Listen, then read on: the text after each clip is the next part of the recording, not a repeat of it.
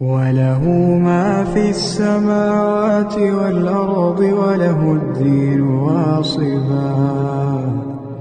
أفغير الله تتقون وما بكم من نعمة فمن الله ثم إذا مسكم الضر فإليه تجأرون